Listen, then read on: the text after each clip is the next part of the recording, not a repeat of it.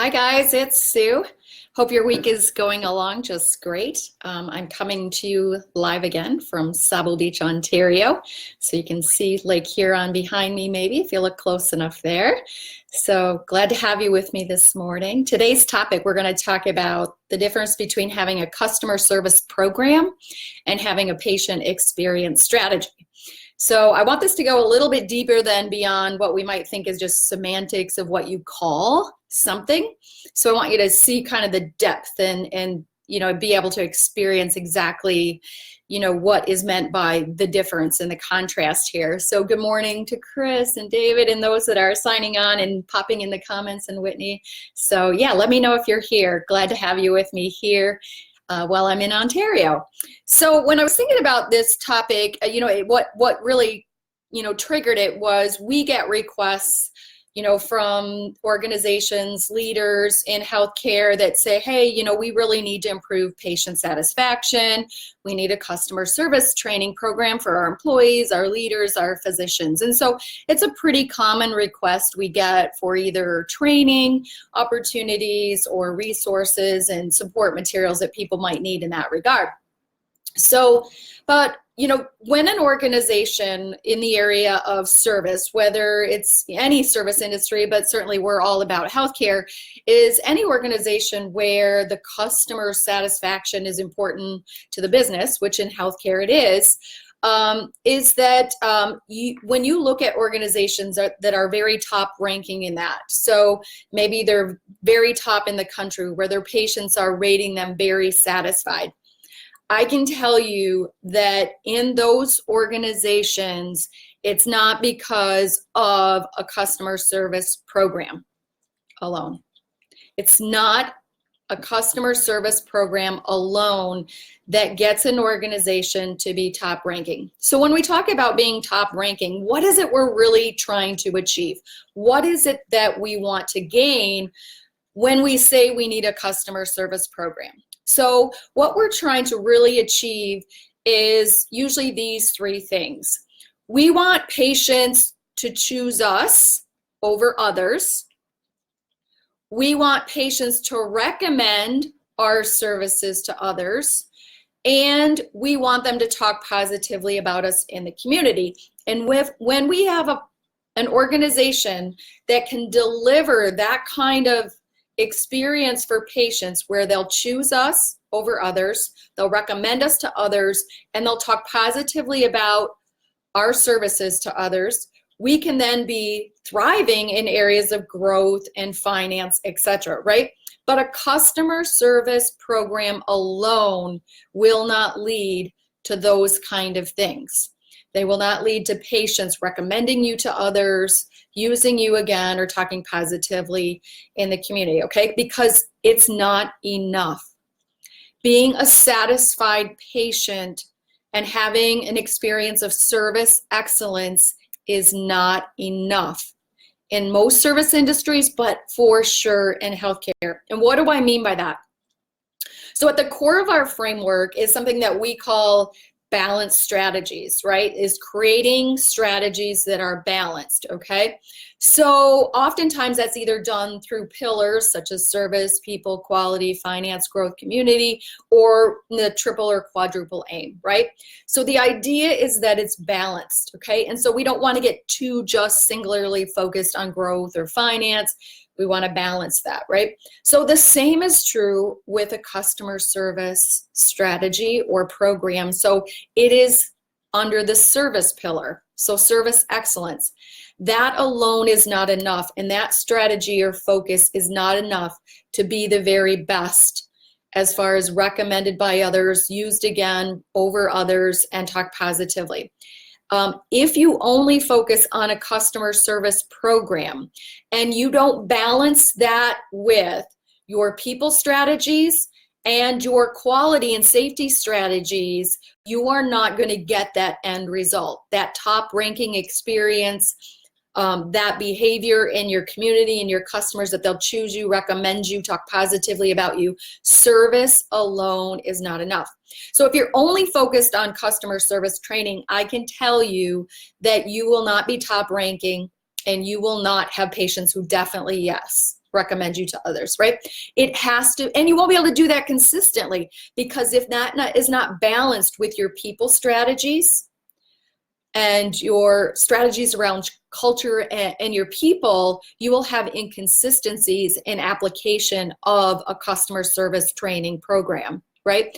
So even though you may have, some experiences of patients, you will not have that consistency and that top ranking result without that, okay?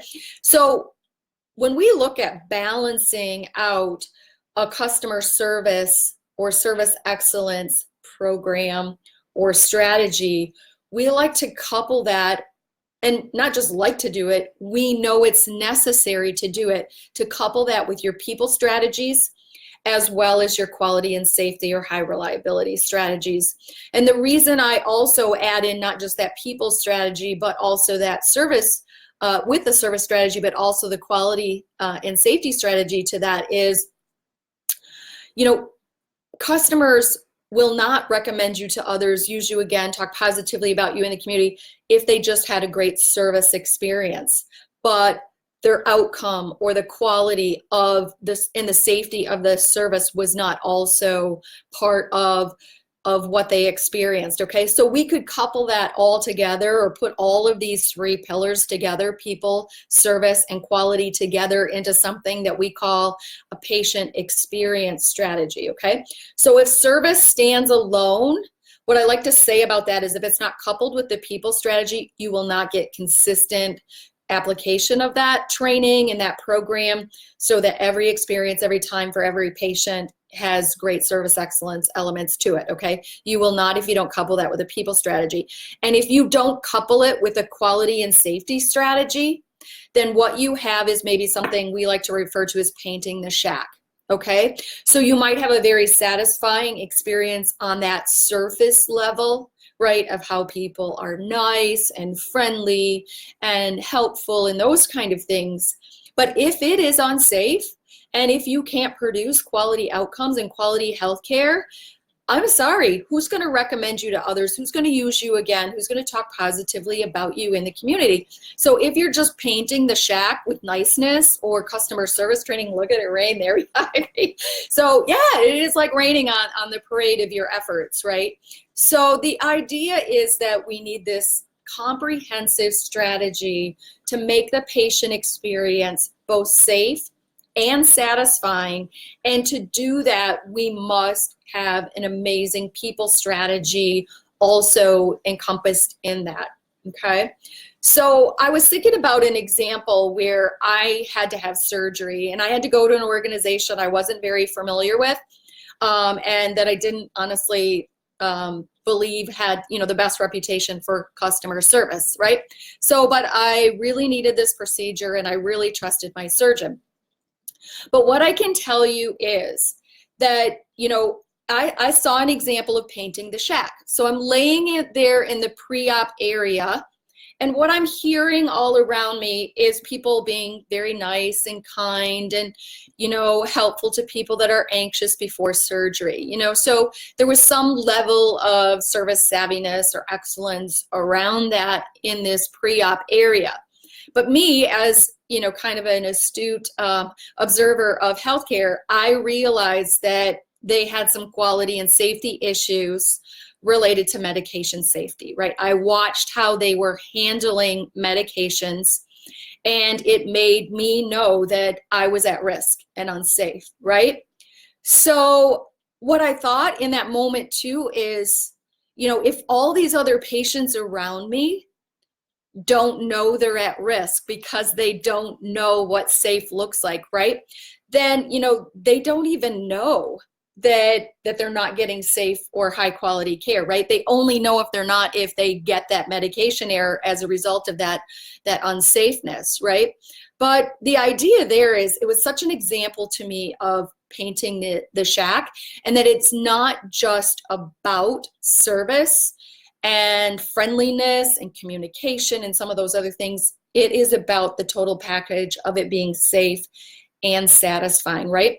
And so when we talk about a patient experience strategy, we're talking about service excellence. So that may incorporate a customer service program or training of some like, but paired with your people strategies and paired with your high reliability strategies around making sure that you have high quality, safe care being delivered with service, packaged with service excellence. And that, of course, takes your people and having a lot of great people strategies around that. Many of you know that we wrote the book, The Employee Experience, and we wrote that book first because we have plans for other books to write. And our second book is The Patient Experience. We've had that manuscript written now for about a year. And it's been, you know, sitting there waiting to get final editing and finalizing. And the quandary that we found ourselves in with that, and we wrote The Employee Experience first because we really do believe that to be a great organization, your people, your culture strategies have to kind of be the top priority, maybe go first or actually be paralleled with your other strategies. But really, when we wrote the Employee Experience book, we wrote it in a way that we wanted it to be a handbook for leaders and even employees and teams of employees to be able to grab that handbook and be able to like see these solutions that can make an impact and get results in your people strategies.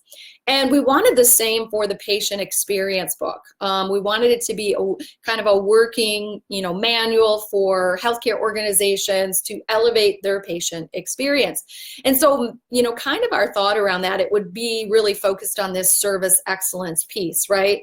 So, but what we found in writing it, and, you know, really taking our learning from now 16 years, 20 different transformational efforts to create top-ranking, award-winning organizations in healthcare, is that the Patient Experience book turned into something that was huge. Our first book was huge. We thought it wouldn't be, but it was huge.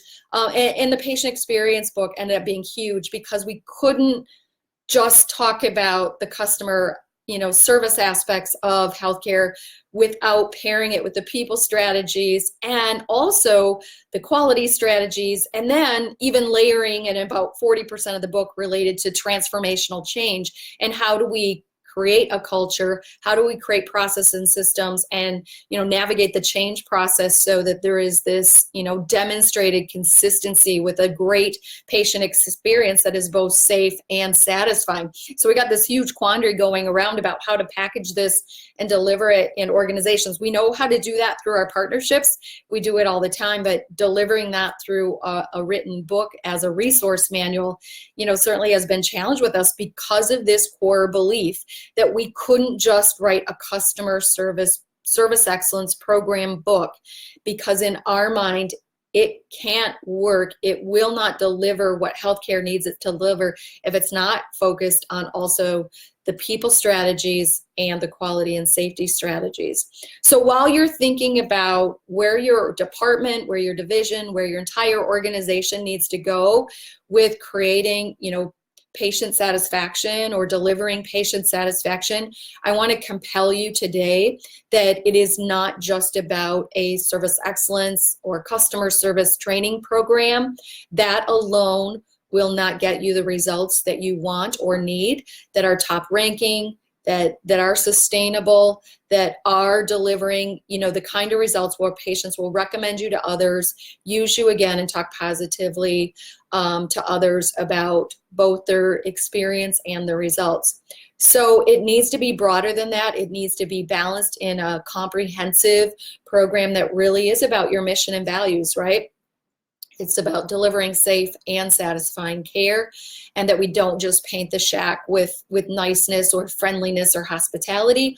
Those things are an important part of the package, but they cannot stand alone to be a great organization. And I'm unapologetic about having very high standards as a patient for how I will be cared for and the quality that I expect and the safe environment I expect to be in. And I think that as a leader, I was unapologetic too, related to that high standard. And I think as organizations, if we're really going to fulfill our mission for greatness in service to our patients and our communities, we must have balanced strategies around service excellence, that quality and safety piece, and none of that can happen if we don't have our people strategies defined, and that we're working on those cultural aspects as well. So it takes both culture and our process and systems, and it takes a very comprehensive strategy, and customer service cannot stand alone.